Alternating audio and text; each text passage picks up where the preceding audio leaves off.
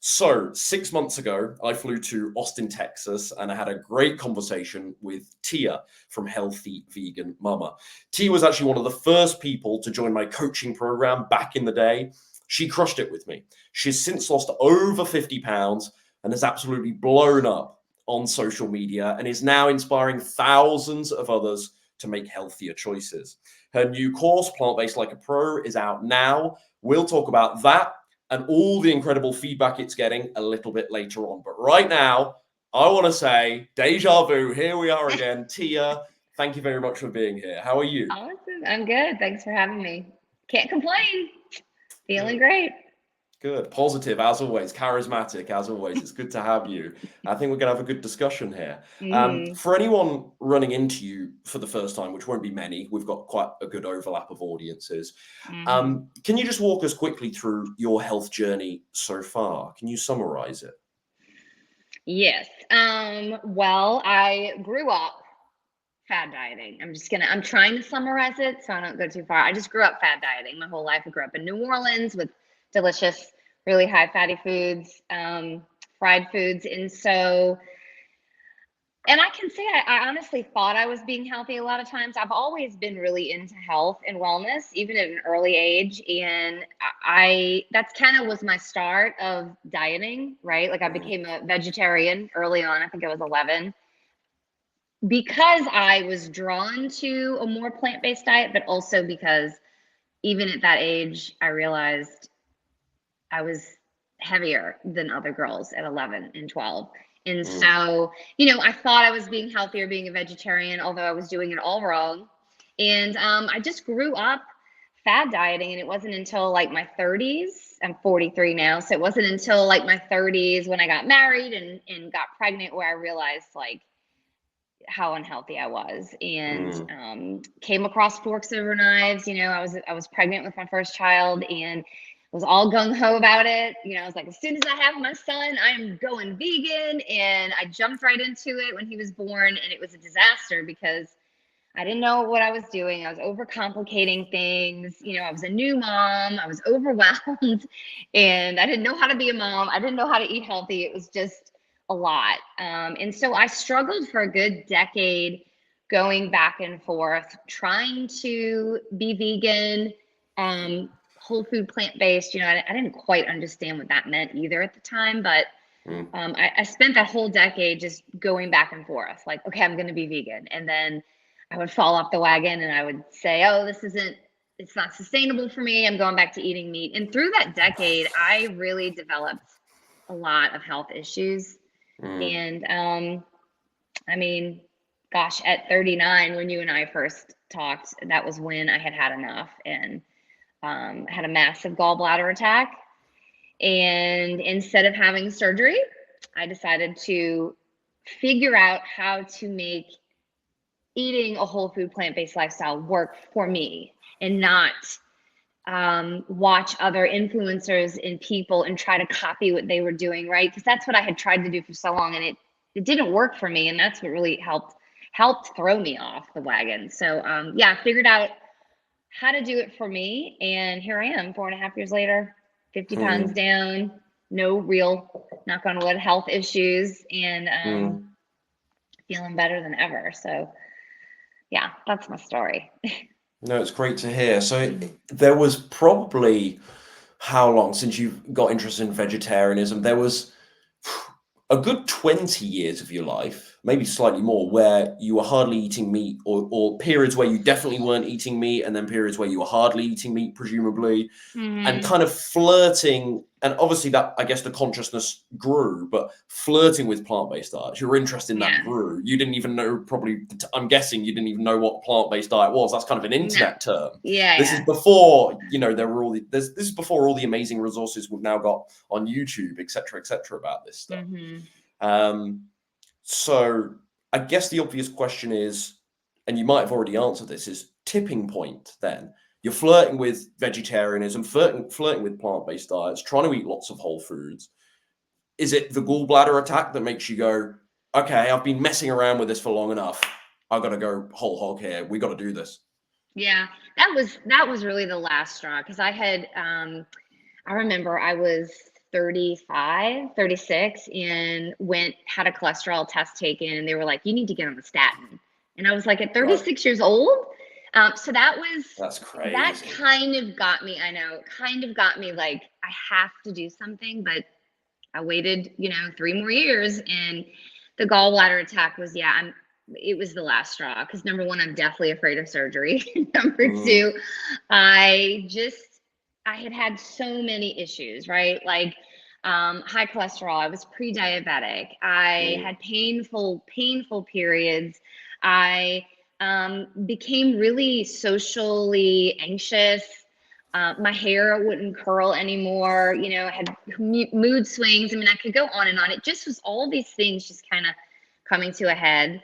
And then the massive gallbladder attack, which was scary. I don't know if mm, you've probably never experienced that, but I'm sure people have. I mean, it mm, felt like a heart attack.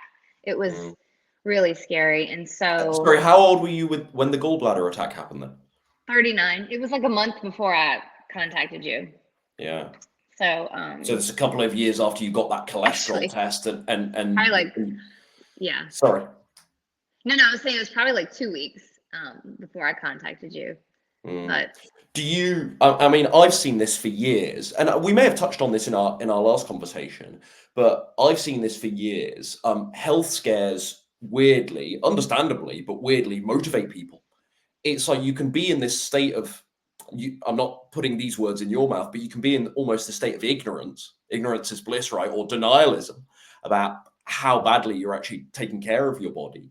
And it's only when your physician's like, you need statins, or you have, goodness forbid, we don't want it to come to this, but you have a yeah. major issue that you're like, well, I've got to take action now then. Mm-hmm. So that was Yes, that's obviously right. huge. That was obviously hugely motivating for you. It was, and I hate to say it, but I think I needed that. I needed that because Mm, I was in denial for so long. It's like I knew, but I also just thought I was almost invincible, right? Like, oh well, mm. these I'm things that you hear young. about, yeah, I'm they're not going to young. Yeah. happen to me. I think the statin thing was a big wake up call because I did think, like, I'm young. Nobody gets on a statin at Yeah. I mean, 35. 36. That is wild. Yeah. 36. Yeah. So when they Yeah. said that, it was like, man, I am not like as Mm, invincible as I thought. mm. Um, Well, you've had an incredible turnaround since then. mhm. What about your weight? Because Yeah. obviously, that most importantly, is the dying down of the terrible symptoms that you were experiencing in your late 30s, the alleviation of those things. That's the best news, obviously. But you've had a huge change in weight since I first met you. So Hmm. are you now at your goal weight, and how much have you lost? Can you talk about just kind of the weight loss component of it since going Yeah. plant-based? To answer your question, I'm close to my goal weight. I'm not Mm, there yet, and that has to do with what happened about a year ago. But yeah, these last 4.5 years, it's been so easy to maintain my weight loss just mm, because I'm not restricting myself, right? This is so sustainable for me.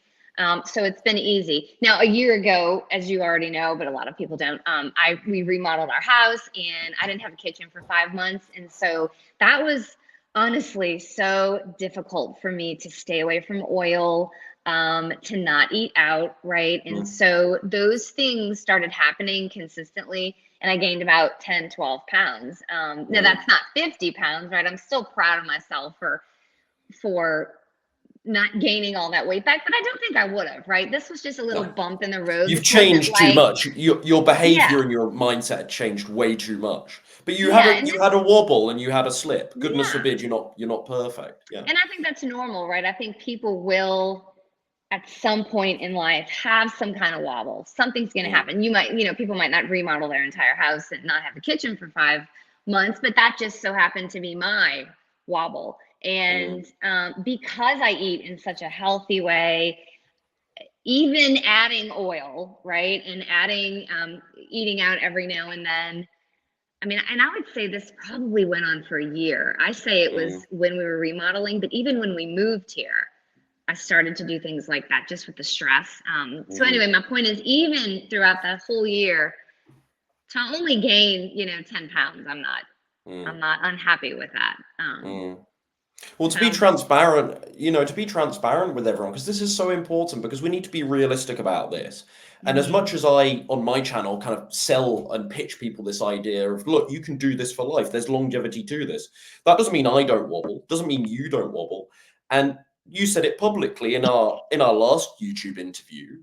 You said, I'm not at my goal weight yet, and that does bother me. And I've wobbled lately with this kitchen remodel. You've been so transparent about that online. Um, and so I think it's good for people to hear that. The big, there we go, man. And it's that, look at that beautiful kitchen. It was all worth it, man. I Beautiful. but the important thing is you've sorted this out. And Hmm. we met whenever we did 6 or so months ago, as I said at the start. Have you lost some weight since then? Do you feel like you're back on track? Have you sorted this out? Absolutely. Yeah. Yeah. Absolutely. I mean, it took a little while to get back on track, right? Because I started these bad habits again. I started eating out again, which is something I completely almost stopped.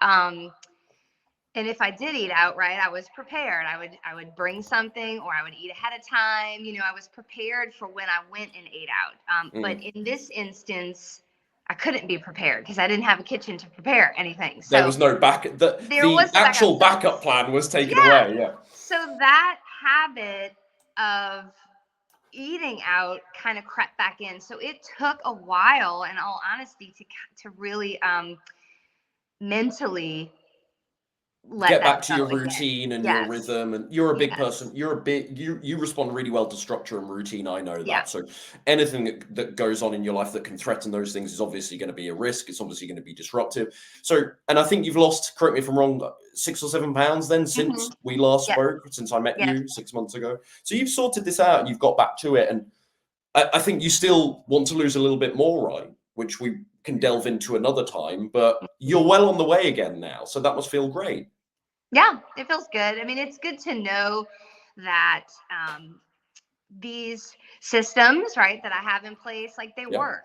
They work. And I tell people all the time, like, once you can figure out what your systems are that work for your life, like Mm, it's really easy to mm, just live this way. So yeah, mm, it does feel good to not only lose the weight, right? Because I do mm, worry that my health is kind of creeping back up in the bad mm, direction. So it not only feels good in that way, but it also feels good to just know, like, mm. what I started with all these good things in place, like it really, really does work. Well, And you it's you something had that I you can created. do forever. Sorry. No, I'm done. It's just something I can do forever.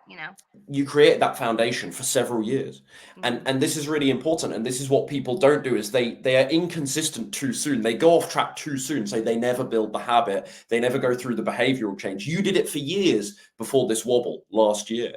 Yeah. And so there was only so far you could go wrong. And I know you probably still give yourself a bit of a hard time about it because I know what you're like, but you had enough good habits there to kind of create this glass ceiling for how off track you could possibly go. And we're talking about over 6 months to a year, as you say, very small slips anyway, from what I understand. It's not like you going out and starting to binge eat again or drink loads of booze, like anything, that you may Yeah. well have done in the past. So it was small leaks, basically, wasn't it? Small slips here and Mhm. there. I think this is a good lesson. I would like to think, for people at home. You've had, like, your turnaround in health over what the last 5 years has been absolutely incredible. So there is no point zooming in on the 6 months to a year where you wobbled slightly and going, "What a disaster! What a disaster!" Because look at the turnaround overall, and Mhm. you've sorted it out now, and you've got some momentum again. So good for you. Yeah. Um, we want to know, of course, what sort of foods are responsible for your transformation. You're talking about plant-based diets, of course. That's what we're talking about today, obviously, vegan nutrition. But I want to know particularly what does a day of eating look like for you nowadays? Yeah. Well, that changes, right? Because I have my favorites, and I get kind of fixated on them, and we'll just eat them over and over and over Mm, again. I would say right now I'm really overnight oats. That seems to always be a big winner for me, or like a tofu scramble. But lately, this week, I'll give you that as an example. This week, I am just eating overnight oats in the morning, like they're going out of style. And then for lunch, I love just like broccoli, chickpeas, and this protein pasta I eat, or hmm I'll do rice. It just depends on what I'm feeling like. mm, And then for dinner, I've been making I mean, Sunday I made lentil marinara and ate off Hmm. that for a couple days, and then last night I made red beans and rice, and I'll eat off that for a couple more days, and that's it, Mm, really. So I am a very bean heavy person. mm, I I love beans, and I will say I find that for me, beans are the most satiating. They keep me full the longest amount of time out of any other plant food, hmm. um, and they are very good for squashing any type of cravings that I have. You Okay. know, very, very good at that. And I can't quite say that about a potato or rice. That's me. Now, I know some people will say like a potato is God to them, right? Like it's their Mm, everything. But I would say more so beans for me. Like, so mm. I eat a lot of beans, you know. Yeah, you've obviously noticed through testing a Mhm. strong association between beans and how full and satisfied you get. And my guess is that's probably the fiber content. It could be other things too, but that's probably the fiber content. Which, Mhm. of course, whole grains, potatoes have very little fiber, lots of other good things, but very little fiber, admittedly. Whole grains have lots of fiber, but beans, they're so packed with fiber, so that doesn't surprise me. But it's great My we're talking about family being. doesn't like it so much, but I do. Well, we're talking about like your diet overall. Then we're talking about. I'm thinking about the food groups here. We've got our whole grains. We've got our beans. We're not therefore afraid of carbohydrates. We've got vegetables. We've got some healthy fat sauce as well. You haven't mentioned on this particular occasion, but I know you like a healthy fat sauce, and you're not scared of those. Like perhaps you might have been in the past, or some corners of the Mhm. plant-based world are. So, what about fat sauces for you? Avocado always, you know, Yeah, I love it because it's great for salads, right? If I don't want to use a yeah. dressing, I can use a little bit of avocado and wish that around. And tahini is always a big one. I Tahini. just watched the That's in tahini. lots of your dressings, right? Tahini. Yeah, I just Yeah, love it. But I'll yeah, use like a tablespoon at a time, and then just flax seeds and chia seeds, yeah, um, and hemp seeds. yeah. But more so, chia seeds are my favorite, like Yeah. with overnight oats and Mm. salads. Well, So not salad. a really nice, balanced, varied plant-based diet. And you talked about sort of being repetitive with it, but over the course of a day or days, there's still different types of vegetables going in your diet, different types of whole grain, and sometimes you'll use the pasta, sometimes you'll use whole grain, sometimes as you were saying, rice, or sometimes you'll use different kinds of beans. So I think you're probably doing yourself a disservice to say that you're super repetitive. There is variety here, but it's just a nice, balanced Yeah, yeah. plant-based I diet. just Yeah. mean with the actual meal, right? Like Yes. the meal itself. The But meal template, the type of meal you're like me. It's kind of you'd be happy with the same stuff, like I am, more or less, all the yeah. time. Yeah. What do you think the biggest myth about plant-based diets is that Oh, you come just across? that we don't get enough nutrition, right? Which is Yeah. insane because I get more I get more nutrition, vitamins, protein, iron, calcium than I ever have, which is funny Yeah. because I remember getting my first blood test after I had I wanted to wait, right? When I think I had lost about 35 pounds and I got my cholesterol taken and I had them test my protein and iron and I compared it to when I was a meat eater, and my protein and iron and my calcium was way higher in a good range, Mm, but it was way higher than it was when I ate meat, you know. And so I just think it's really comical, honestly, the comments you hear about people on a plant-based diet or that are vegan, aren't getting enough mhm. nutrients. So It's really ironic. It's wildly ironic because the depth and the variety of nutrients that you can tap into with a plant-based diet, for me, far exceeds most people's version of an omnivorous diet. yeah. So I agree, it's comical. It's really, really ironic. And not that I'm pushing back against anything here, but presumably that blood work, that was blood proteins, which isn't necessarily a sign of your protein consumption. Yes, But yes, the no, no, true. but the point But still stands. The point still stands. Like yeah, observationally, from what I understand about who you were before, you are actually, ironically, eating more protein now. hmm, Yeah. absolutely. Yeah, and I didn't mean like my I should have clarified that. I meant my No, blood but pressure I and all understood. that. Yeah.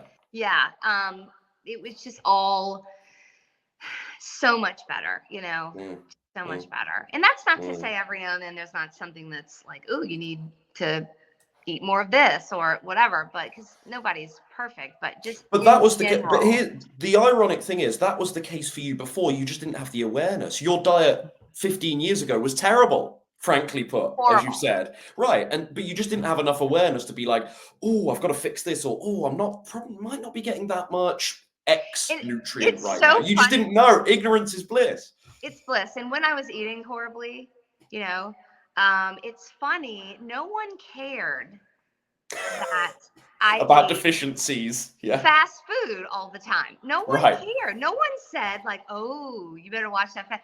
No one said anything. But when I started eating fruits and vegetables, right, and beans and Yeah. potatoes, everyone had something to say about it. Everyone. Yeah.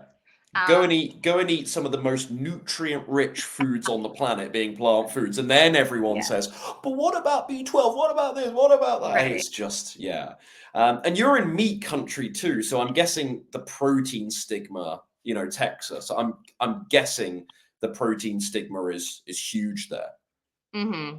Oh, it's huge. It's huge. But coming to Austin, I mean, I am lucky to live in Austin because Austin's different. it's a big vegan scene. Yeah. So, I feel blessed in that sense. But yeah, there's still people. I mean, we went out to eat with some friends, I would say maybe a month or two ago, and I had met someone I had never met before, and they had found out, what I do.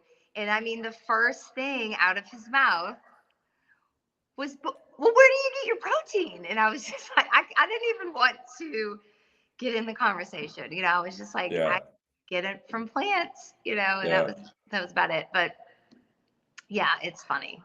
But yeah, Texas And big meat. and it's hard, because you're met with that question online every single day. So to have that conversation in person, it is draining. And it's Mhm. hard. Like, you have to be empathetic. You have to think, well, people have been charged up and told or perceive for one reason or another. I don't think it's a giant conspiracy, but they've been told that, or they're led to believe that it's hard to get protein without eating meat. And they associate animal products equal protein. Like, in their mind, animal products equal protein. And it's literally that binary and nothing else does. Ironically, they're eating a bunch of foods from plant sources that also give them protein. They just Right. don't even know it. They just don't even know it. And so it's hard to stay calm, and you want to speak to people and you want to answer that question for people, but it's bloody tiring, isn't it? It really is. Well, it's tired, and I think if it was just he and I could have gotten into it more. But Yes, when but in front of a so group. many Yeah. people, it's like I know in my mind, like, do I want to go into this with all these people? Yes. I just did Because then there's not. always follow-up questions, right? It's never just Yes. that. There's always follow-up questions. Hmm. A lot of people have no problem eating well at home because it's a controlled environment. There's still temptation, but it's a bit easier. There's a controlled environment. But how do you handle social gatherings and events? Big question. Yeah, number one, I don't think of it as a big deal, right? I think people stress themselves out about those things so much that they immediately start thinking it's impossible, right? So to me, it's not that big of a deal, right? Number Mm. one. Number two, I just, let's say a friend like, this is most recent. I would say, again, almost a month ago, we went to a friend's house for game night, and they were having steak and all these things, and that is totally fine with me, right? And I was like, I'm gonna bring a big pasta salad, right? And I used protein pasta because I knew I wouldn't get protein anywhere else. And so, and even then, let me say that I don't always use protein pasta because I'm getting Hmm. protein throughout the day. So it's not Sure. that big of a deal. But I went ahead and used a protein pasta and just threw a bunch of veggies in there, used one of my sauces. It was a huge pasta salad. I brought it and I ate it. And everyone Mm. else ate it as a side. And it was Mm. amazing. And they And loved you it. were fine. You didn't explode. Yeah. I was fine, right? I was full. I was satisfied. I had fun. So that's just an example of going to someone's house. If I'm going somewhere like a festival, right, or something, because we do that frequently, and I know there's not going to be anything for me to eat, I just eat ahead of time, right? Like, I Hmm. eat beans and broccoli, things that really fill me up and make me Mm. not really crave things. Yeah. I'm really aware of that, to eat You're things doing it that, tactically. You're thinking, I could be out the house for 5 or 6 hours yeah, here. what can I eat now that's going to make sure that I'm not tempted to eat something naughty later on? Totally. And I'll just eat Yeah. it really quick. I'll eat it. I'll put in a bag bananas. I always bring bananas with me because kind of keep me a little more satisfied. And an apple, and I'm good to go. Like there's really, I feel like I am pretty understanding when I talk to people about things, but when it comes to that, I just feel like there's no excuse. Like you can prepare for these things. You can. We just tell ourselves we can't. And I Of say that course. because I did that for so long. I was in denial about things, and I just told myself it was too much. It was too much. I couldn't handle it. It was too difficult, and it's not. It's not at all. Super easy. Well, it's a chicken or an egg thing, right? It's like maybe we just want the pizza. So it's nice to think, oh, I can't be bothered to meal plan, or it's too much work, or what shall I eat? It's like you darn well know what to eat. Eat Yeah. something clean and nutritious and healthy whole foods, right? You know what to eat, you know what to do. But it's if you really want the pizza, right, it's easy to rationalize, oh, I don't have time to prepare Yeah. something, or oh, what shall I eat? As if you have no clue. You very well know. And maybe I sound slightly patronizing or condescending there. People do obviously need options, and if they're very new to this way of eating, perhaps they don't have good meal ideas in their head, or they know what snacks they might be able to take with them. So fair enough in those cases. I think a lot of people know what they should do, but the pizza's more tempting. And then we have to remember as well, people are so used to eating badly at festivals, parties, events. The association is so strong. So I think some people, they just subconsciously, it's not even a conscious decision, but subconsciously, they are going to a party already submitting, already Yeah. knowing that they're going to eat something badly. And so the very notion that they could actually prepare something ahead of time and eat that before, that is actually, they haven't actually heard that before. That is odd because they're so used to the association to have birthday cake on someone's birthday is so strong. Sorry to go on, but does that resonate? No, I'm thinking it totally does resonate, and it's true. And I think that's where the mental and emotional things come in, right? I'm so thankful that I did coaching with you and you helped me work through those things, because I do forget. That is very true. Like we will rationalize things that we really Yeah. want. And I just don't anymore. And Yeah. that's why it's so black and white for me, right? It's just, But perhaps we're making it too simple. We're just like, oh, get on with it, plan, just do something. If you know you're out of the house, eat something now or take something with you. It's I not don't that know. big a I deal. don't, And I don't and think. like there's like 80% of me that agrees with that, but there's also 20% that's like, look, if you've got a terrible relationship with food, like we both have in the past, and you are so used to anytime you're out the house eating off track, you're so used to going to a restaurant and picking the worst thing on the menu. That is a difficult habit to break. You are so in that pattern of behavior that it doesn't actually always cross your mind that, no, you could just eat something healthy now. I think people sometimes just need a bit of permission to do that kind of thing. I think sometimes it's good, though, to hear people say it is that easy, Yeah. because um, I used to look for a way out, right? I Yes. used to look for it. And I think hearing people say things like, oh, in moderation, right? Like I sometimes, Yeah. that would be permission for me to, okay, well, I'm gonna Yeah. go to my friend's house. I'll eat, I won't eat the meat, but I'll eat the dessert, right? Yeah. So I'm gonna stay true to that comment that Yeah. Yeah. Yeah. it is that simple.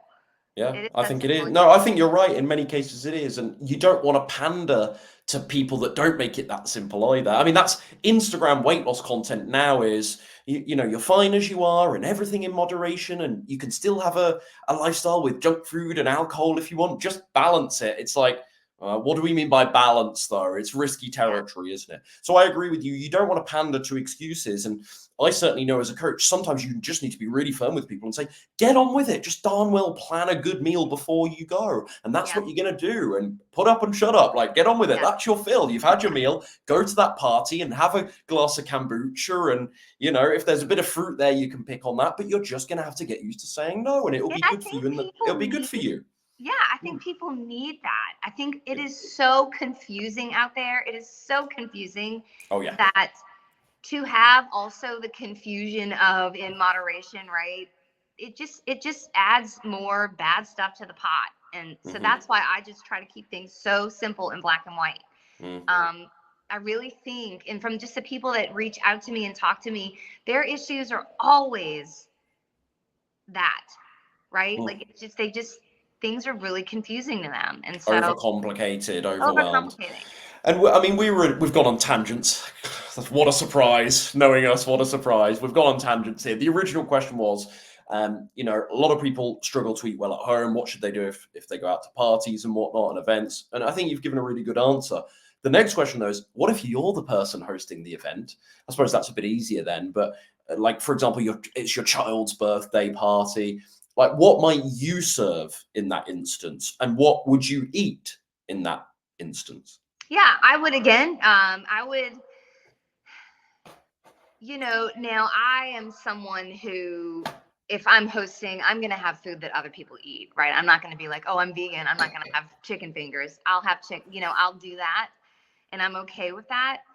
Again, I will also have something for me, and then I'll make me a similar dessert in a healthy way. So I don't feel, you know, sad for myself that I'm not getting to have brownies or anything. Like, I'll make it, and other people are welcome to it, but I'm going to eat that, you know? And so you'll make a big array of food, and let's say 20 to 30% of it will be compliant with your philosophy and your plan.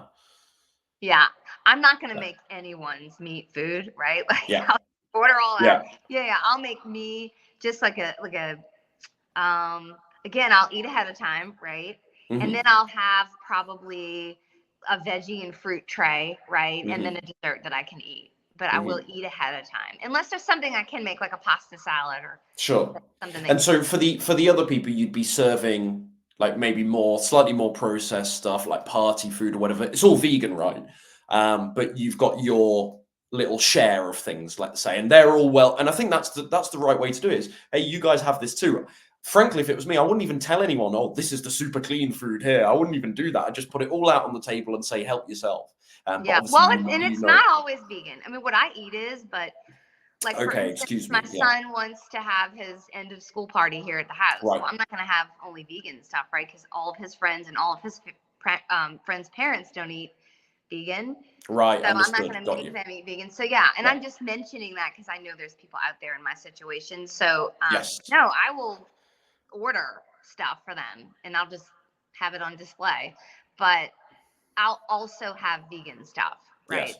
So, and that leads me really nicely into my next question. We were talking about overwhelm a couple of minutes ago. I think a lot of people get overwhelmed when they think about, there's a lot of parents in this position, especially, which you'll certainly resonate with.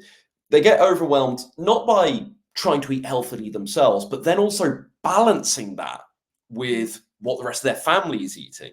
So are there things that you eat that your family will too? This is actually a question from one of my clients. It's a great question. Yeah, like last night, my red beans and rice. So my son and my husband and I will eat that. He'll eat that. And by the way, my husband will eat anything I eat. But yeah, my son will eat the red beans and rice. And last night, my daughter, like, she won't touch a bean. She won't even honestly look at one. And so I just made her really quick, right? Like, while the red beans were cooking, I just took a pot of water and threw in some ramen noodles and made her ramen really easy. And then we all had a side salad, right? So in the ramen, you know, people don't think, but that ramen, she had 2 little like packets of ramen. I mean, she had 20 grams of protein, you know, and 8 grams of fiber. Like that's a lot. But you shouldn't be feeding your kids vegan food. Where will they get protein? Right. All of that crowd. And even if I wasn't vegan, she still eats that way, right? She eats hot dogs when she's out, and she eats, she loves bacon, right? So it's not like she's not eating that stuff, but at home, for the most part, I don't have that stuff here, right? And so, I just keep things. If my family isn't eating what I want to eat, I just make them something simple. Like, we don't all have to have a big, complicated meal to sit down and eat with each other, right? It doesn't have to be that way. Like the other night, my kids and my husband, they all wanted a sandwich. And so they all made a sandwich with for dinner. Yeah. A bag of chips and some salad. Like, and I had like a Buddha bowl, right? So it was Yeah. like, and we all sat together and we had fun, right? We have these little Yeah. questions we ask each other. Like, we're a normal family. You can have Yeah. normal family things and all eat different things. So again, I think But people but get stuck in in their order, head. but sorry, not to put words in your mouth, but this is No. so important to summarize for people at home, I think. In order to be able to do that, in order to be able to all sit around a table, and some of you might have slightly different things from one another or very different things from one another, the meals have to be simple enough in the first place. Yes. They have to be. Yeah. Have to be, Yeah. And that's not to say sometimes I don't make, a fancy extravagant meal. There might be like once every 6 months that I do, that I get a little out there, So right? often. Yeah. But I make sure it's something I have time for it, and Yeah. I'm not busy that day, and I can throw it in a crock pot or something, Yeah. So, but for the most part, yeah, if you just simplify your meals and your family's meals, Yeah. it can be quick and easy, really quick and easy. And the other thing I'm hearing is, and obviously your husband's super receptive to plant-based eating, Mhm. but just sometimes as we've spoken about in the past, sometimes makes his adjustments to the meal to get the nutrients that he might need. And certainly food volume-wise, he needs a lot more food than you guys Mhm. anyway. He's tall, he's giant as well, isn't he? So he's feeding, a lot of calories Always per day. hungry. He's always Always hungry. hungry. A lot of calories per day required for him. And with your kids, from what I've seen of how you feed them over the years, it looks like they eat so well at home. So, Yeah. and you've obviously found, through feedback and through talking to them and through trying to teach them about how to eat well from a young age, of course, without being forceful with it. It sounds as though overall you do all eat quite similarly at home. Mhm. Overall, is that fair to say? We do eat similarly. We just aren't usually eating the same things, Okay. right? So And could you give again, us an example? Maybe, yeah. sorry, you might be about to, but could you give us an example of kind of meals that you can all share, but there might be minor adjustments to? Because I think that will be really helpful to people. Mhm. The red beans and rice. I mean, Yeah. listen, my daughter won't eat anything really. That she's interesting. She's not a fan of um what's the word I'm looking for? She doesn't like combining things like grains in like a sauce, or beans with grains. She's very separate. You know what I mean? So Hmm. she'll sit down and eat carrots, cucumbers, um, nuts, and then she'll have some ramen noodles. Like, she doesn't Hmm. want things combining. So it's very difficult with her. She's been like this her whole life. And I'll let her be that way, right? I'm not going to force her to do whatever, because honestly, I feel like we're all made to kind of eat that way, where we have some carrots and stuff like that. But she's never included in, like, when I say like, oh, we'll all eat that. She really won't eat any of it. Mm. So my husband and me and my son will eat, like lentil tacos if I make that Okay, so one. you three will be relatively similar, but sometimes you'll have to make some adjustments or make a fresh meal for your daughter. Okay. Yeah. But you've obviously found a way to make it all work, which is the important Yeah, and point. sometimes my son doesn't want to eat what we eat, but again, it's like I'll make him a peanut butter and jelly sandwich, right, and a salad. Hmm. They'll eat that. Or and honestly, I'm gonna say this: like, some nights, my husband will come home and grill chicken for them and Hmm. him, and he Hmm. knows that. And I mention this because I know there are other families out there where the husband and the kids don't eat like the mom. Hmm. Um, I'm okay with it as long as I don't have to touch it, I don't have to see it or smell it, Hmm. right? So he goes outside, he grills it, and they eat How do that. you We all share how vegetable.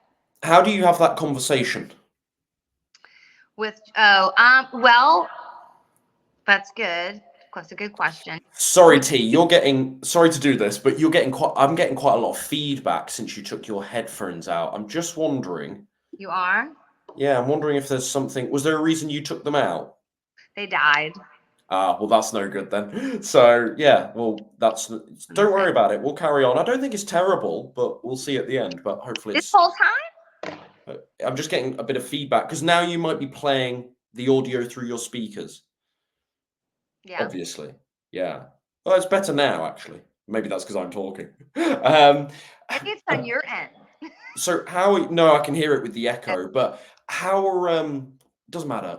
How are how do you have those conversations with loved ones? What's your Yeah. obviously we hope that our loved ones are going to be receptive and respectful to our wishes anyway.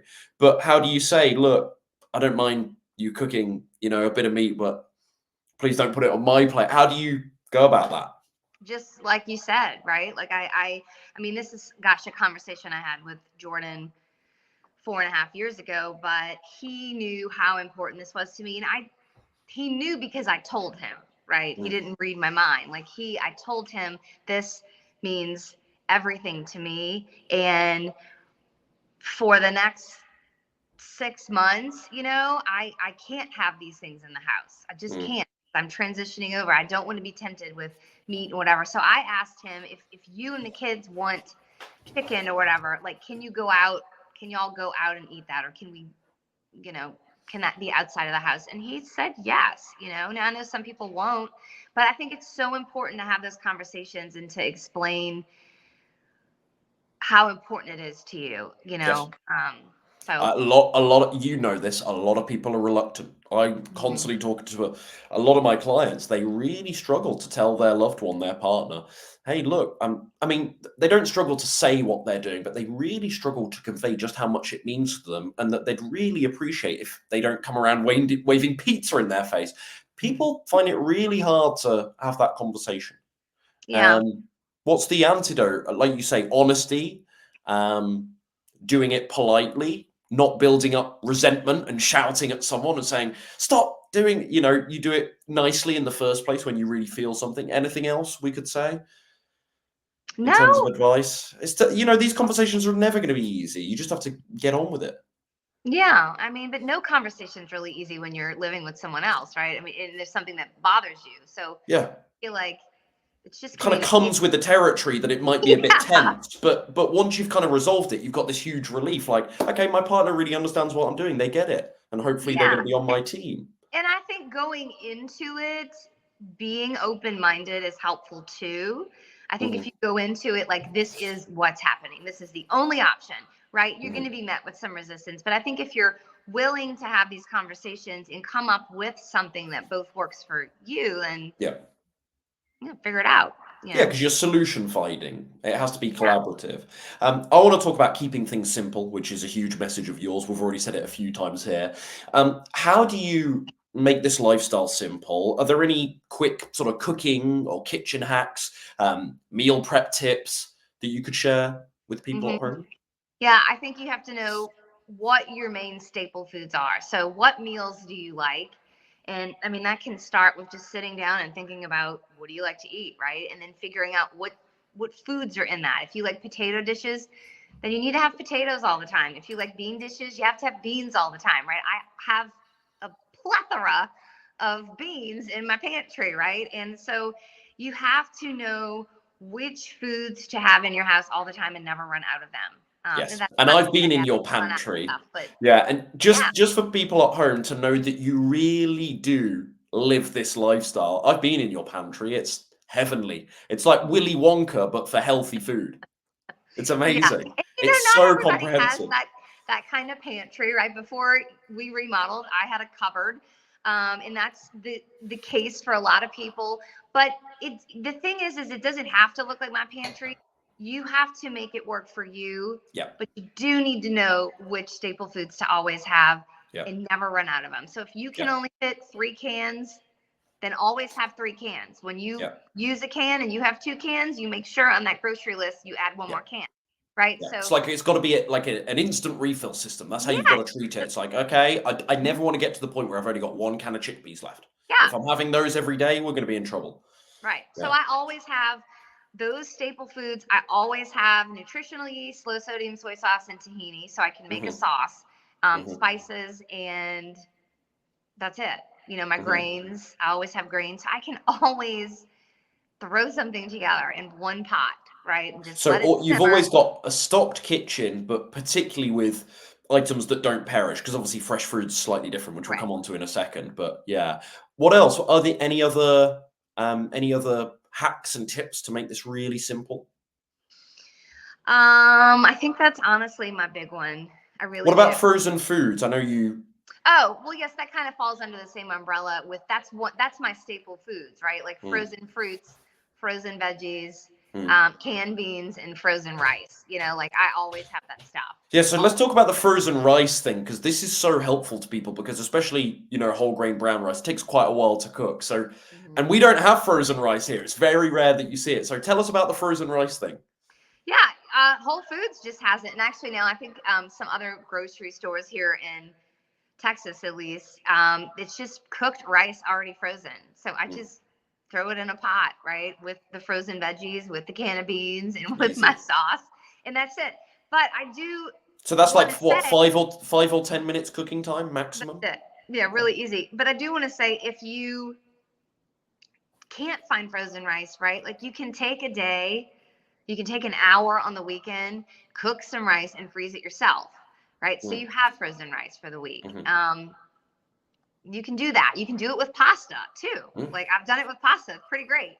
You can do like individual portions of pasta and freeze them. And So again, I've seen your freezer. It is chock a block. It's full. Your freezer is full. It's huge and it's full mhm. because you understand the value of being in a pinch, of being in situations where maybe you don't have that much fresh produce, so you can just dig into your freezer. Of being in moments where you've got to throw something very quickly together because you're really, really hungry. All of these things safeguard you from eating badly. You've set your Yeah, whole life. Now your kitchen's sorted. You've set your whole kitchen up for success.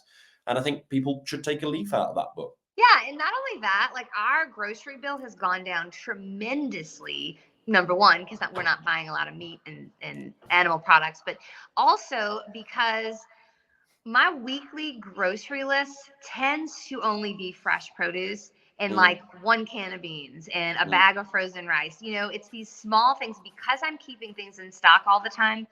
Um, I'm not making these big grocery hauls where I'm having mm. to stock up on everything because I'm Yes. keeping up with it. So, yeah. Yes. Yeah, you're never getting yourself in a position where you're so low on food provisions that you've got to go out and do some huge haul, like you say. Yeah, it's just controlled, it's thinking ahead, it's bit of planning, bit of preparation, nothing ridiculous. You're not talking about doing meal prep for 7 days or anything like that, because it's quick recipes. Yeah, What I about can't back? do the meal prepping Well, thing. I was That's going too to much. ask though. What about batch cooking? So not the same as meal prep, but do you ever make 2 or 3 servings of something so you've got it for the next couple of days, or do you pretty much make everything fresh? I would say a lot of times things are fresh and quick, but I will get on those kicks. Like this past week, I made lentil marinara last Sunday and had that for a couple days for me. Mm. And then I made the red beans and rice. We all shared that last night, but then when I put it in the container, I said, "No one touch this for the rest of the week." Right? The It's recipe, mine. It's mine. mine. Like, It's don't touch mom's. it. Yeah. And I make sure to communicate that. Like, I tell my husband, "Do not eat this. Um, this is for me for dinner for the next 3 days, right? You Hmm. guys can do what you want, or I Hmm. can make y'all something, whatever. So, Hmm. but yeah, I do get on my kicks with the batch cooking. And this goes back to a couple of questions ago, I know, and I know we've moved on, so I don't want to go back to it, but I think this is so important. If you've done that bit of batch cooking, and if you said, guys, look, I'm happy to make you something, but this is mine, don't touch it, that makes it so much easier to then go and make the kids something different or your Yeah, husband something different at dinner time because you've already got yours done. Whereas if you were having to do 2 or 3 separate meals all at one time with your stove, hob, oven on, that's chaos in the kitchen. yeah, And that's totally. where people do get overwhelmed. So, bit of planning, bit of forethought, bit of batch cooking, and the overwhelm of preparing different meals for people with different nutrition desires, preferences, that goes away. That gets easier, I think, I would say. You Hmm. tell me. I Yeah, agree. good.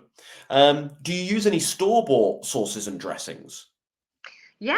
I mean, again, I get tahini, low sodium soy sauce, nutritional yeast. I love sriracha. Sometimes I'll get hummus because there's a lot of oil-free hummuses that are. They say that I know. hummuses.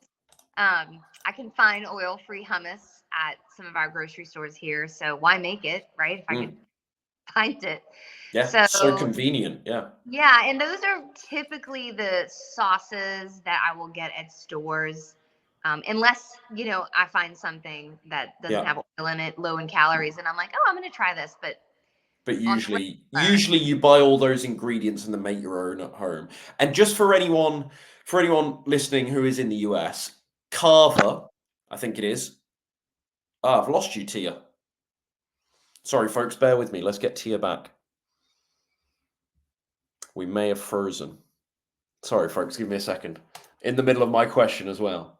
But how are you all finding this? Let me know in the comments down below. If you have any follow-up questions to this, anything that Tia and I have discussed today, stick them in the comments down below, and I'll be making a pledge to get back to every comment we have under this video. I hope you're finding it all useful. And just whilst Tia sorts things out and comes back to us, or it stops freezing on her end or mine, I'm not sure what it is, but hopefully at least I'm still here. But just whilst we wait for her, banging this drum of simplicity, which she's been doing on her channel for years and years and years. By the way, I'll link her channel and all her social media stuff down below. We're going to talk about her new course shortly. But banging this drum of simplicity as she's been doing, as I would like to think that I've been doing for several years now, but she's certainly more recipe focused with it.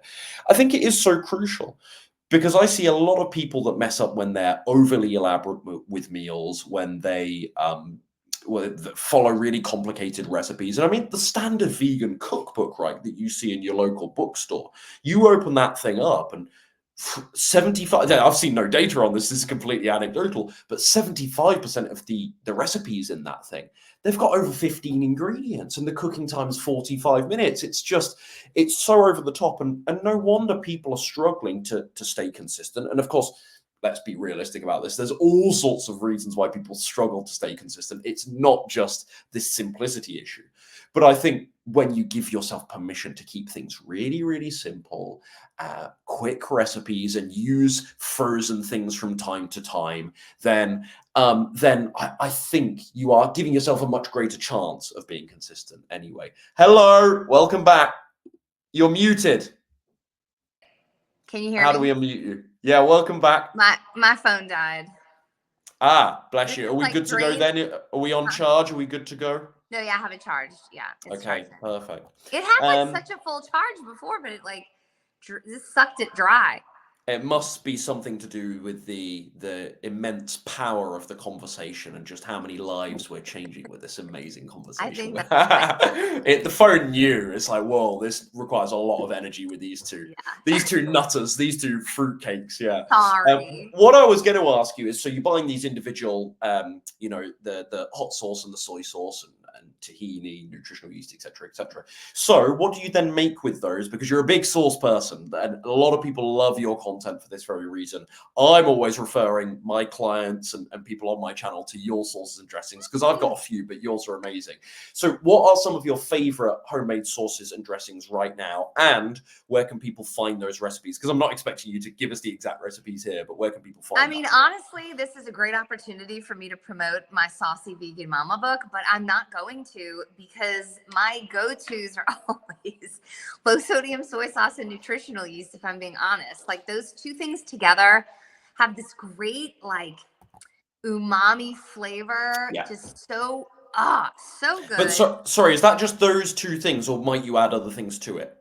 A lot of times just those two things. Sometimes I'll do a little tahini in there too, but it's And what like, would you put that on? huh? What would you put that on? What sort of Anything. dishes? Like I put it on really anything, like chickpeas and rice, pasta. I've had it as a pasta salad sauce. Like, I just think it's so good on everything. Really? But Because some people might to not. me, it sounds very like Asian style, and that it would only work with those dishes, but it works with everything. I think that the nutritional yeast makes it not Asian-y. Yes. Now the tahini and might throw that in a bit, but I just feel like nutritional yeast and soy sauce is such a good base. And then, so what I've been doing lately on this chickpea and broccoli and pasta thing I've been making is I added hummus in there. Yeah. And a little maple syrup. Yeah. I mean, mind blowing. And because hummus is really creamy anyway, so it can easily be sort of converted to more dressing style. Yeah, but it's all about just experimenting, right? Like, I feel like, but that's really what I've been having. I mean, there's a lot of my skip the filet sauce, which is in Saucy Vegan Mama. That is a Mm, really, really good one. It is a little bit more on the higher fat content. So mm, for weight loss, it's probably not the best. You can still have it, but I wouldn't mm. have too much. But But just be mindful. Yeah. yeah, that's one I love. And Well, we'll link Saucy V. We'll link it down below your cookbook. That one so many. anyway. Yeah, that one anyway. What about quantities for all these things? Because you cover all this stuff in your YouTube videos. Are there any particular YouTube videos people should go to, or should they just browse through your channel and search for For sauces? sources? Yeah. Yeah, I have a playlist that is Okay. just sauces, and that Just includes my cheese sauces. sauce, So just good. sauces. It's That what I includes need to my do. Yeah. my cheese sauce and stuff like that. So And yeah, your cheese sauce, yeah, I can't believe we haven't discussed that yet, which is a home run, right? That's really popular. it's so good. Yeah. It So is what do you put that on? the cheese sauce usually like broccoli, definitely broccoli, any kind of like Mexican dish, right? I love to dip potatoes in it. I like to put it on, on potatoes. My Mm, potato waffle I eat. I mm. like to dip that in the cheese sauce, so. But again, it kind of would be good with chickpeas and rice and veggies. Like I feel like it I works with feel like anything. I feel like not to be too judgmental because I do some weird food combinations myself. I think everyone's got their own quirks, but it does sound like you kind of combine different cuisines, but fusion style. It obviously works for you. So, I and do. you're I right. do. It works for me, right? Like, Well, you said it a couple of minutes ago. You said, well, I think it's just about experimenting, right? Or you said yeah, something like that. I'm paraphrasing, and you are right. Like you are right. People just need to try a bunch of different sauces and see which one works for them. And you will go through a bunch of recipes that you don't enjoy. No person that produces recipes, there's no cookbook, there's no YouTuber that produces recipes for which you're going to have like a 100% winning rate that every meal you try from that person or that cookbook you enjoy. That never happens. I mean, it You might be close with me, but I know ah, it. it's so perfect. Yeah. But yeah. So yeah, I think you're right. There's a bit of trial and error involved. So people can go to your channel and I'll Mhm. link various stuff down below and they can look for your sauces and dressings there and your cheese sauce and whatnot there. Yeah. Cool. If you're in a pinch, and you might have already mentioned this throughout our conversation so far anyway, but if you're in a pinch, what is your favorite quick go-to meal right now? What will you make if you're really pressed? Yeah. Again, that chickpea and rice and pasta dish. I mean, I cannot stop eating it. Yeah, I've seen it on your Instagram It's on constantly over the last couple of Instagram. weeks, I but it's great. It's so simple. so good. Well, I mean, But what about that's pasta? And we've mentioned it a few times. I meant to ask something about it earlier. You're totally okay with pasta then because processed carbs? yeah. I mean, I'm fine with it, right? Because I Yeah. only eat a serving. It's not like I'm eating 3 or 4 servings of it. And I'm just aware that that is a little more calorically dense than, let's say, rice, but it's still pretty low on the calorie density scale. Yeah. So I'm not like too concerned with it. It's the Yeah. same thing with bread, right? If I eat Ezekiel Mm. bread, well, so what? Like I can still, it's not that Yeah. big of a deal. But I'm And I not think eating, tons of bread all day, right? I'll eat 2 slices for breakfast and then the rest of the day I make sure yeah. I'll have rice or, something else. But we're also talking about, even though these foods are processed, we're talking about high fiber options that actually give you a lot of satiation for a few calories. Maybe Yeah. not always the same as with a strict whole food, but it's not far off. We're talking about a presumably whole wheat pasta or a bean or a lentil pasta, right? We're not talking about white flour pasta. Is that No. right? Yeah. Yeah, no, I love Brahmi bean pasta right now. You probably can't even get it in the UK, but I don't know what that is. Brahmi bean. I've never there's heard of it. Brahmi bean, okay? Okay. And it's a company that sells like these Brahmi beans you can snack on, which are pretty good. But they also make a pasta, Right. and it's probably the closest thing to white pasta as far as taste and texture goes, Mm, but it's loaded with protein and fiber and mm. all that I'll have to try it stuff. next time I'm there. Yeah. How often do you snack, and what are your favorite healthy snack options? Because we've run through lots of your good meals, but what about the snacks? I I'm not a huge snacker. I Mm, never have been since eating a whole food plant-based diet. I think just because I'm full a lot. Um, if I snack, it's always in the evening, right? And it's usually just fruit, and I have my moments where I'm really wanting like chocolate. So I'll make like a little chocolate mug cake, or I'll make it part of my meal. I talk about this a lot too. If I'm feeling something, like I can tell you right now, today I'm not really in a sweet mood. I'm just not. Maybe It's like just not what you're personality feeling. wise, but Oh, always. Yeah. food There's enough wise, sugar there. Don't worry. yeah, Yeah. I'm not really wanting sweet things, but I do have my days where I do. And I know that, right? And I'll say, okay, I don't want fruit for a snack. I'm tired of fruit. I want like chocolate cake. And so I'll have that for dinner. Yeah. And I'll make sure to couple that with a lot of vegetables, right? To really fill myself and have like a meal. I'm not just eating. Because it's kind of a slightly unconventional dinner, but yeah, you know, nutritionally, it's still fine. Yeah. Right, it's still fine. Sometimes I make a black bean chocolate cake, right? So I'm getting protein. And it's so good, you can't even taste it. But the reason I do that is because I don't want to eat those extra cake calories in addition to my dinner, right? Because I know I'm going to do it. I know I'm going to do it. Which, look, if you were perhaps like me, and this is not me being like, ha ha ha, look at me, but if you were perhaps like me and you were just in a weight maintenance phase after having lost the weight like I am, and you talking about, well, I've still got a little bit more to go, then you probably could relax with, you know, a really healthy, you know, dessert and lots of snacks throughout the day, as long as they were super clean. And that wouldn't take you flying back up the scale. But when you're in a strict intentional weight loss phase, you do need to be mindful with that stuff. So I think you do. And I would add to that too, just from my own experience with maintenance, is I would also make sure to not do it all the time. Right. For me, because it's true, when maintaining, I was able to have dinner and then chocolate cake after if I wanted, but I wasn't doing it all the time, because if I it wasn't did, regular. I'd start gaining weight. So but yeah, definitely for weight loss, I would make any type of decadent dessert part of a meal. And I'm not someone who wants that a lot, so it's okay for me. Yes. But yeah, snacking usually on fruit though. Snacks, so not much, often in the evening. Sorry, not much, but when you do snack, it's usually in the evening. Bit of fruit, and occasionally you'll make something more elaborate, but we want to stress it's a clean food. It's still a clean, healthy version. I'm not going to the grocery buying vegan chocolate cake, right? It's something, it's a mug cake that takes 50 seconds to make in the microwave. You're not getting those Whole Foods Market double chocolate vegan cookies that me and George had once or twice in our trip, and we're like, okay, we can't keep getting these.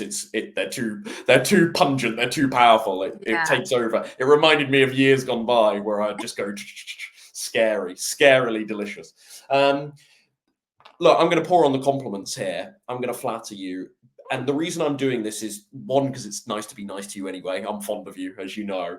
But also, I think this is so important for people at home. And I wish I could just take this from your brain and install it in people at home watching this. You think ahead, you plan ahead. I'm going back a couple of minutes in the conversation, but you being like, you know, I'll wake up and I'll know I fancy something sweet today, or as is the case today, I don't fancy something sweet. And then you plan what it will be. Okay, I might do a mug cake. I might do sweet potato brownies. You didn't mention those, but as an example, I might do some medjool date nut butter energy balls, something a little bit more rich, still healthy. But you actually plan it. You actually think ahead. Then you build it into your meal. This is exceptional stuff. I said I was going to pour on the compliments. Like, this is amazing. Like, most people don't do this. I wish they would, but most people don't do this. They are reacting to their cravings in the moment, and it makes them be impulsive. And so when they're walking around the grocery store, it's easy to get the double chocolate cookies, the vegan cookies from Whole Foods, or it's easy to grab. You are planning ahead. Sorry, that's the end of my speech. I want to add to that. I think people are so reactive, and I'm saying this from my own experience, because they think they can't have those things. Because they think they can't have those things, they stop themselves. They don't plan because they can't have them. You know, they're thinking that. Then when the craving comes, it is just, everything snowballs, right? And that was because they're suppressing that sweet craving. Suppressing it, and that's my experience. I used to always think I couldn't have those things to lose weight or to be healthy, and you absolutely can. You just have to plan. And also, I have recently, no, I'm saying that wrong. In the past, I have not been the best planner. So Right. and I'm saying this because I don't want people who are like, oh, I'm not planner, I'll never be like that. I don't want them to feel like they can never be this way, because I used to be a disaster of a person, and it was mostly because I was so confused. I know that Mm, now it's mm, because I was so confused. Um, but yeah, I honestly, my parents will come visit, and I know my dad can't get over.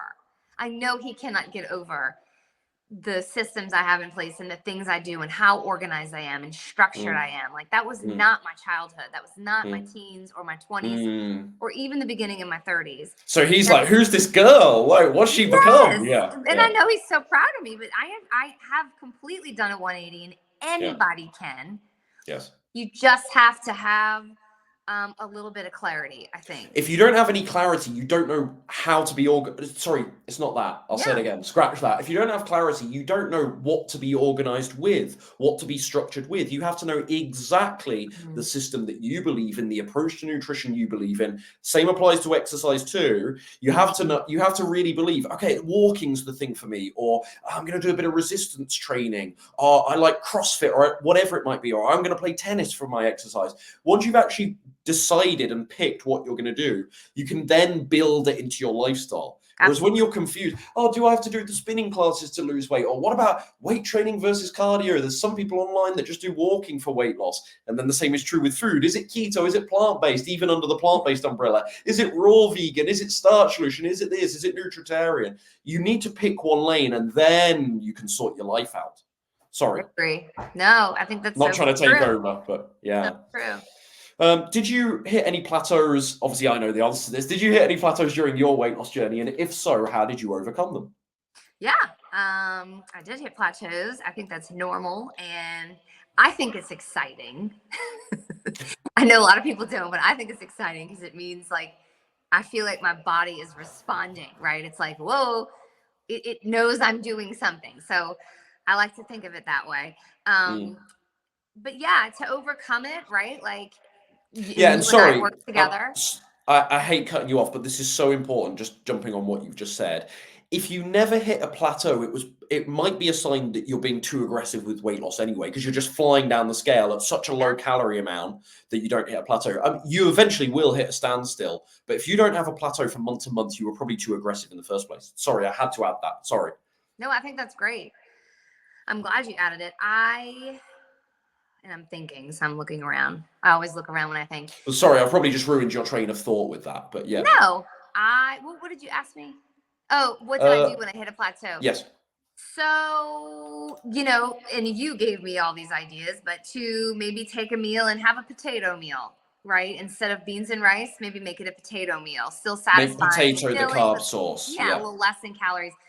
Maybe have just for fruit for breakfast. Pick your poison, right? If I'm walking Mm, 2 miles, walk 3 miles, right? But the, yeah. the key is to do it consistently, whatever you pick, Yes. um, to see if there's going to be any change. And I think Yeah. people struggle with that too, is they'll change something and then they do it for 3 or 4 or 5 days, Yeah, they don't test it even enough. 7 days, Yeah. and Yeah. it doesn't work, and they throw it out the window and they think that Yeah. they're broken or something's Yes. wrong, and it's just not the case. And back to the cookies. And so basically, I think what you're saying, I'm trying to summarize what you're saying there. Many ways to peel an orange, many ways to get through a Anyway. plateau. The bottom line is you've got to change that calorie balance somehow. Mhm. And you can do that via food or via the exercise.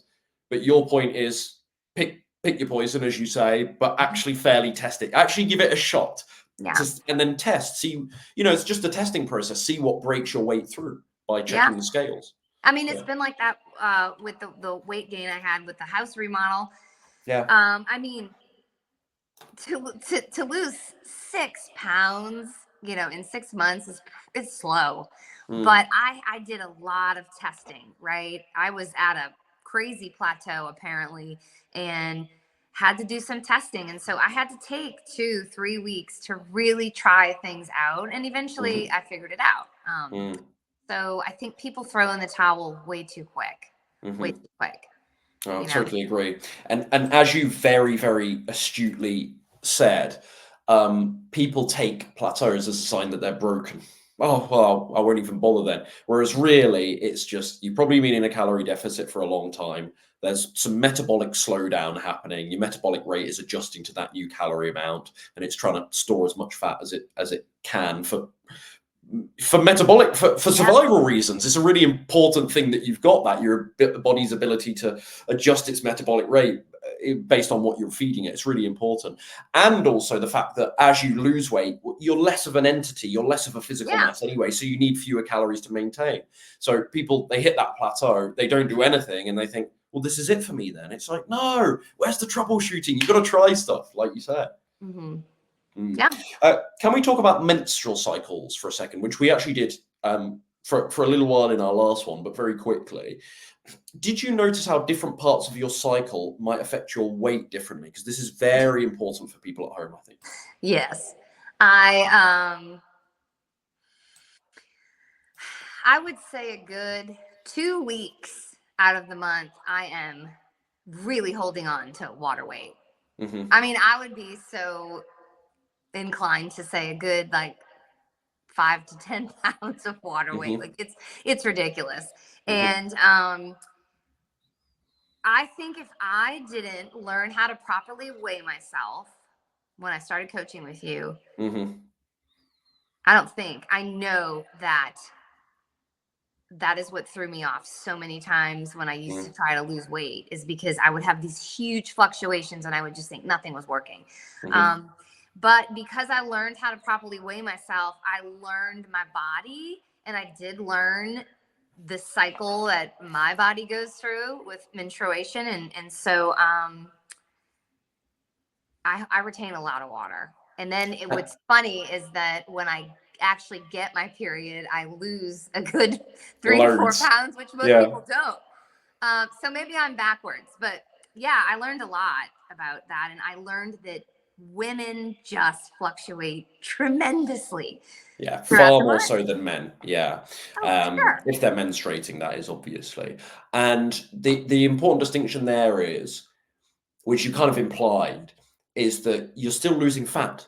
You know, those Yeah, 2 or 3 weeks, you're still losing fat, but you won't see it until the excess water's gone. you won't see it. You know, it's Yeah. funny. As I'm saying this, I don't know why this popped in my head.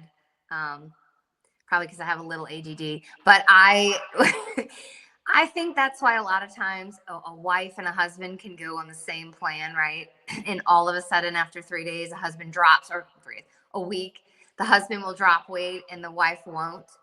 I think it's because the wife is holding on to water, Mm. right? And she won't necessarily see that until Mm. a couple weeks, Until and that later usually is on. the Yeah. case. Yeah. Yeah. So anyway, Yeah, no, um, I totally agree. That's definitely possible. I'm sure that happens. It depends on the timing, obviously. Men lose weight faster anyway, so there's obviously right. that. And But women do hold on I'm to more fat. I but know I'm that, but but I'm just saying. I'm sure what you say is correct. I'm sure, like, if you take a couple and the woman happens to be in PMS, especially a couple of days out from menstruation, uh, she might well be losing a really amazing amount of body fat, an amount of body fat that is, really respectable, a sign of decent progress. Not slow, but she'll be getting on the scale and watching her weight go stay the same, or there's an extra pound every day. It's just Hmm. water. It's just Yeah. water. But it's once you go through once you are in a weight loss phase and then you go through your cycle a few times, I think that's when you learn, oh, okay, that's when you get confidence that, no, I probably am losing fat right now and I can't always see it. And that feels discouraging. But this happened last month and I still had my big drop, and it happened the month. You need the reference experience of a few successful cycles losing weight, and then you're fine, I think. It's Correct me it's if I'm wrong. it's Yeah. honestly so freeing that I learned that I know myself so well, because if I Yeah. do get on the scale and I am going through, PMS, or those 2 weeks where I'm holding on weight and I get on the scale and I'm 6 pounds more than I know I am, I kind of get excited in a strange way, because it's almost You like, are crazy though, but well, it yeah. is, but here's why. Hear me out. I'll get on the scale and I'll see that number and I'll go, oh, what am I really, though? I'm Yes. excited to see what I really am. It's like mysterious, isn't it? It's like, well, I can't really judge Yes, my progress right now. What might it be? Yeah. because I know Uh, it's not real. I know that's not a real number. yes. And so that It's not a real fair number is, reflection. yeah, Yeah. that real number is hidden. And I know I've been working towards a better Yes. weight loss. So it's kind of exciting for me. No, Yeah. that makes sense. Yeah, you're not totally crazy with that one. That makes Yeah. sense. Yeah. I think people just get impatient with it. I'm going down memory lane here, and I don't expect you to remember this because it's years ago. But do you remember I made Oh, you a little graph? I Do you love it. remember? You know what I'm going to say? I made you I a little still use graph. it. Yeah, Yeah. because I've now worked with 350. I've coached 350 women to lose weight, and I can very safely and confidently say with you, I talk about menstrual cycles at least 4 or 5 times a day with my clients. It's something I've learned a lot about, Lucky obviously, over the you. last couple of years. I know. I always joke that there's no other man on the planet that knows as much about menstrual cycles as me. It's really interesting. I'm sure there must be male doctors out there that get this stuff. But what I must say, just to validate what you said a few moments ago, is you are certainly an anomaly in terms of, number one, how much water you retain. Because I see it with all of my female clients that menstruate, obviously, but with you, the amount of water you tend to increase on the scale as a percentage of your overall body weight is much higher than most of my female clients who menstruate. So I think you do, whatever reason, genetically hold a little bit more water than others during PMS, certainly. Number two, the amount of time you hold on to that water is so much more than lots of my than I would say the norm that I experience with Yeah, my it female clients. sucks. So I haven't run studies on this or anything, but I'm very confident in saying this, just anecdotally working with whatever it is that, probably nearly actually now 400 women, actually, to be honest, over the last 4 years. You definitely do have very prolonged cycles or phases of your cycle anyway, the luteal phase, mostly PMS, I'm sure. Mm. So I'm just an incredible woman. that must be it. That's the only answer. You're so special and unique. But what I will ask you though, the obvious follow-up question to this is, how did you talk about being excited, but earlier on, how did you stay happy, focused, positive, watching your weight increase in the luteal phase, in PMS? How did you stay Mm. focused on the game? Maybe we've already answered this. I don't know.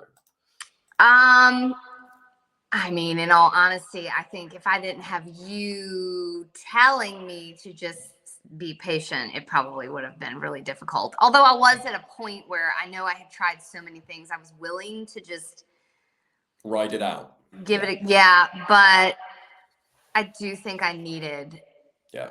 someone, right, who knew what they were talking about to just Yeah. yeah. I think so Otherwise, when someone I've got like this after I worked with you, shortly after actually, I made this kind of menstrual cycle and weight loss guide, and I took a bunch of information from studies and did a bunch of research on this, and I started putting together like charts that I made for you, but charts of water retention, and looked at the data on when you're likely to retain water and that sort of thing, and I put them into nice visual cues in this PDF for lots of my clients. That changed everything for my clients on this particular subject because they could actually see, okay, at this time of the month, I might be holding up to X amount in terms of ounces of extra fluid. that's At this point in awesome. the month, at this point in the month, this is, and that's what I did for you, but I did it kind of bespoke. But I think, not to put words in your mouth, but I think when you see that visual, and Mhm. when you understand how it actually works, someone explains that to you, or you see a clear picture of it, it's so much easier to just relax and trust the process. Absolutely, yeah. Yeah, otherwise, it's this big mystery that you don't really understand. Okay, I know yeah, I've heard, I understand that I retain water, but to actually understand the timeline of it, oh, it starts Mhm. here, and this is when you start releasing the water here. To actually understand that, I think is so helpful. Correct me if I'm Yeah, I wrong. do too. I agree. I think that's Yeah. very helpful. People understand the value of accountability. It's a buzzword online nowadays, and it is important. It was important for you, I'm sure you'll say. But if they don't know anyone else who eats this way, because it is still quite niche, or even anyone, maybe they don't follow our diet, but maybe anyone that's just trying to be healthy and fit, that's still kind of a rare thing sometimes nowadays, sadly. It can be hard to not feel that sense of Yeah. accountability, to feel like you're maybe isolated. Nowadays, how do you get accountability? Or do you even have any external accountability nowadays? Honestly, my social media account is my accountability. Mm, If I'm not talking to you, but yeah, that's really all the accountability I have. Um, So, and that's why I started Instagram really and YouTube, was because I knew my coaching with you would be done. I mean, I had faith in myself, but I was still a little nervous about it. And so I decided, like, I'm going to post photos of my food every day. And whoever wants to look at it can follow along. And Yeah. that's how it all started. So I would say, it's not a bad idea for someone to just start, and I'm Mhm. not saying you want to become this big YouTuber or whatever. I Not didn't like have, you, superstar like you. Yeah. I mean, I kind of did it once too, but I kind of did. So Yeah. it was like, oh, great. But yeah, I mean, You were that's how, fearful. You were fearful. Yeah. yeah. And that's just how I held myself accountable, and Mm, still do. mm, So mm. no one else is, No.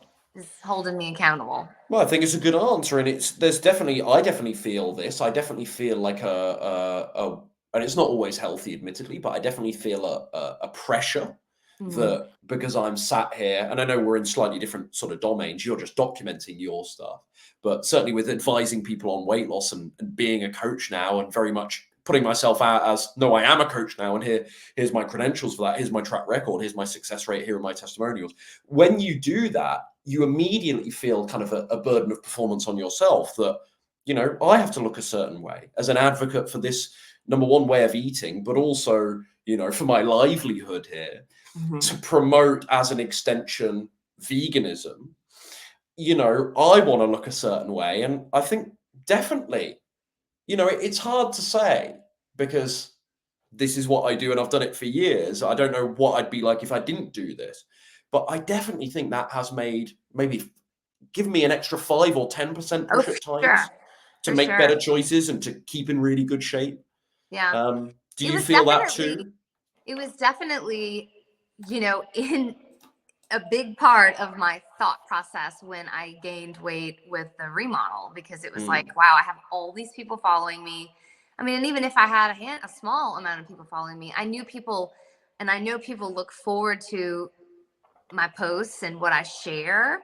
mm, And I felt like I got to get myself in check here. Like, I've mm. got to get back on this Because I'm bus. Like, representing this yes. philosophy, this way of eating. Yeah. Yeah, And I yeah. was so happy that I had Instagram and YouTube and all these other platforms to help keep me accountable, Mm. because I'm human and we all falter. And so, anyway, I'm just glad I had There's it. nothing wrong. No, you're not at all. It's really useful. There's nothing wrong with there's nothing wrong with perceived social pressure of looking a certain Yeah. way and being a certain way. And of course, there are unrealistic standards out there, and you can easily take this too far. And you don't want to get too lost in what other people think of your body and body image stuff. I get that, but I think the pressure that we can feel from other people can be certainly harnessed for good. The average person at home, they might not want to do what we do with our online stuff. How do they get accountability if they're watching this, Hmm. hopefully enjoying this, but they're feeling kind of isolated? By the way, this is a really hard question I'm asking you, and I didn't plan to ask you this, but it's a really tough question. How does someone get accountability if they feel isolated? Yeah, I mean, well, there's Facebook groups, Yeah. that can help hold you accountable. But honestly, I feel like if there's someone in your life that you can share what you're feeling, and just ask them, like, can you Mm, check in on me every yeah. day and A ask, and trusted what am I eating? confidant. Yeah. Yeah, someone who would really do Yeah. those things for you. I think that is something that you could do. But I don't know, I would start a social media page, not to grow, right? Not to Yes. grow. But Just just to to hold yourself accountable, because you'll only grow if you try to, right? I feel like yeah. Yeah. so I try Yeah, it to. doesn't usually happen on accident. No, Yeah. I try Um, to, but uh, you know, and I think with exercise, because we're just talking about food, with the exercise, get a gym buddy, get a running partner, get someone you go on hikes and walks with that will text you. If they haven't seen you for a week, they'll text you and say, "Hey, where are you at, T? What are you doing? Why have you oh, not been absolutely. coming And to that's so and great. so?" Yeah. I promise there's someone in your life, right, who wants to eat healthier. They might not want to eat a whole food plant-based diet, but they're trying to get healthier. So just that person, you can have an accountability text partner that can just say, hey, how's your healthy eating today? And that you bring that up, because I have a step group. It's about 4 of us, and every night we send pictures of our watches. We try. That's great. Yeah, it's great. And if I don't send one, I feel like a loser. It's like, it works. It's that pressure. Works. It works. That So pressure of judgment from other people. Yeah. Yeah, and even if you don't have a friend who wants to eat the same exact way as you, I'm sure there's someone that wants to be healthy, right? There's someone health conscious, even if they've got a slightly different approach. 100%. That would appreciate you checking in on them, and in return them checking in on you. We've talked about some amazing stuff that's happened to you here, weight loss, cholesterol, gallbladder, alleviation of various symptoms and whatnot. We spoke a lot. We haven't done it this time, but that's fine. We spoke a lot last time about your hair. Is there anything you hoped would happen on a plant-based lifestyle that actually didn't? No. In our that's why it's really simple. It's a really simple answer. No, yeah. Because some people, they have delusions of grandeur, or they think XYZ will happen, or they heard that so-and-so YouTuber or so-and-so influencer on Instagram said, follow this diet and this will happen, or this happened to me. And I just wondered if you'd experienced anything like that. No, I mean, everything I was hoping would happen did. Yeah. Because we've talked about nutrition so much, what is your current exercise routine? How does that look like? Is it the steps? Just walking. Yeah, just walking, like 10,000 steps a day. But I am making it a point to be intentional about that, because for a while I was like, oh, let me just hit 10,000 steps a day. I'll do more around the house. I'll make sure I'm washing the clothes to hit steps that way. But I feel like the older I get, I do need to be more intentional with a consistent amount of time throughout the day that I'm doing some kind of activity. So I go walking for like 40 minutes every morning if I can. Okay. And, I'm not like, I'm just walking and having fun, listen to podcasts. I love to hike, but still trying to find a good hike. So it's pretty steady. It's pretty chilled. You're not marching around getting a sweat on or anything like that. It's quite relaxed. No, and I did it during my weight loss phase, right? I mean, there were times where I would run. I do love to trail run, and if I feel in the moment I want to run, I would just run. So there were moments where I was doing that, but now here, ever since we moved, it's just my neighborhood. I don't want to run in my neighborhood. So, I just walk and enjoy myself. Just to be clear on this, you lost 50 pounds over the last couple of years, eating lots of carbohydrates, pasta especially, right? Not counting your calories, not doing like crazy amounts of exercise or really intense stuff, just a bit of gentle walking, mostly, some other stuff too, but mostly a bit of gentle walking. And you lost 50. And sometimes you didn't, yeah. Sometimes I didn't. Yeah. You've lost over 50 pounds doing that. Is that what you're telling us? Yeah, in 10 months, right? Yeah, 10, 11 months, yeah. So, sorry, what have you done in 10, 11 months? The 50 pounds. 10, 11 months? Mm-hmm. You've lost me now. Yeah, I lost those 50 pounds in 10 months. 11 Did you? Months. Yes. Because when we worked together, and sorry, that just shocks me. Like the time, and I know your story, but I'm still like, was it that fast? Really? That's incredible. Because I forget precisely how much you lost with me. Do you remember? 25 pounds. 25 pounds. What was your starting weight? I've got like 198 190. in my head or something. Yeah, 190. Yeah. And I got to 140 probably. Wait, let's see. I started with you like December 3rd, I remember, or 8th, one of those. Yeah. And then I think that next summer, around June, July, I was 140. But the point being, carbs, yes. No count. That's really, and that's faster than I realized with you. No, I know. And I said, the only reason I said 10, 11 months was because you said over the last couple of years. And so I just want people to know it didn't take me. That the actual timeline, excuse me. Yeah. Yeah, the actual timeline, understood. Maintained it.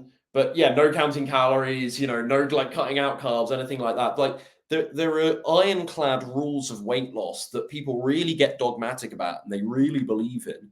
And, they believe the carbohydrates have to be low and that you have to do lots of exercise or you must do weight training, etc., etc.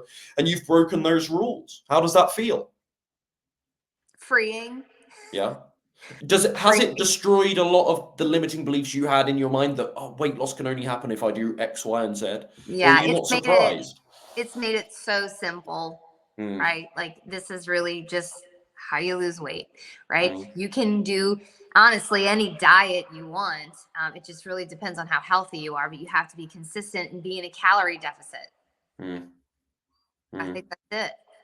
Pretty simple, yeah. And there's many ways to be in a calorie deficit, but Many ways. we love this plant-based approach for so many Yeah. reasons. It's a Yeah. fantastic way to do it and still feel energized and full and satisfied and get an Be amazing amount of healthy. You get nutrients into to your eat. body. Yeah, and that's the thing. Like eating this way, I get to eat a lot of food, right? Yeah, Like the I'm not volume. stuffing myself. I feel like people will hear that and they think like, oh, I can just eat till I'm sick.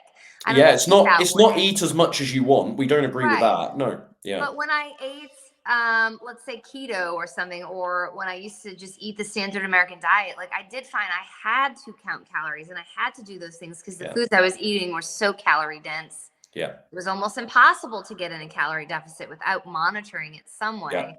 But And even the food, not only is the food more calorie dense and therefore you get smaller portions, but because you're not having as many foods from plants, you're not getting the fiber content. So the fullness per calorie, not only are the calories greater, but the fullness per calorie is worse too. it's worse. This Yeah. double-edged sword. It's really, And yeah. I felt like crap.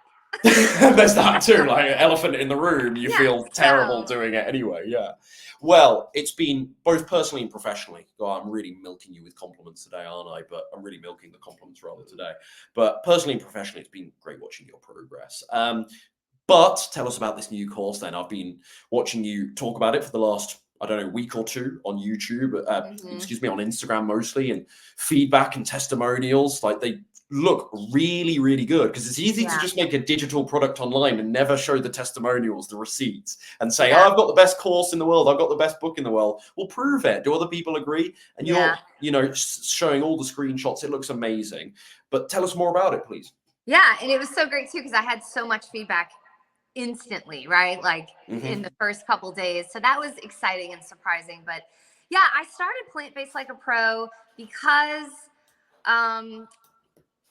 I feel like so many people are just confused, like we've been talking about, and I wanted to share in a online space how I am able and how I was able to transition and stick to a plant-based diet, right? And the things that for me, and I think for most people, are just you have to be doing.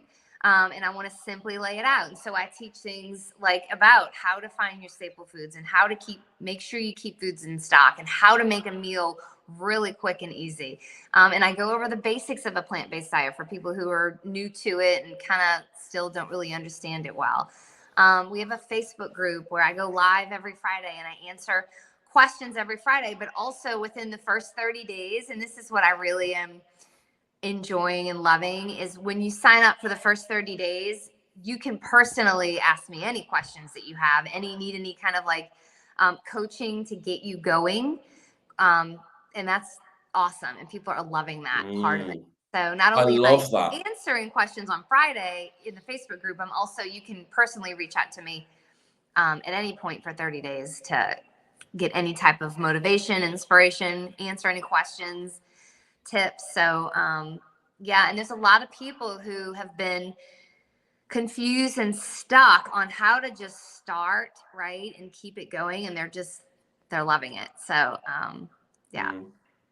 I love that there's a support element. I love that it's not just the course, but there's also a place to reach out if you have any follow-up questions or that's incredible. Good. Well, I'm glad you're having such good feedback for it. And like I say, the screenshots that I've been seeing, they're so good. And like you say, the speed of feedback as well. Like, someone loves your product when they consume it so quickly that they can give you a testimonial within 24 hours.